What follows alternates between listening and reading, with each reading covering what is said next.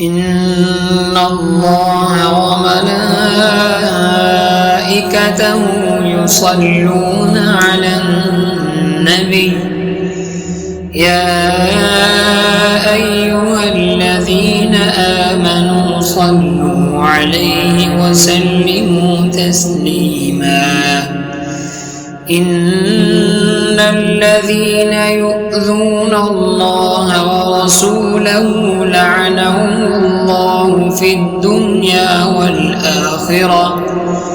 لعنهم الله في الدنيا والآخرة وأعد لهم عذابا مهينا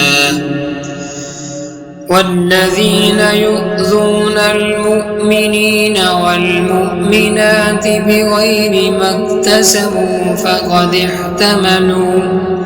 فقد احتملوا بهتانا وإثما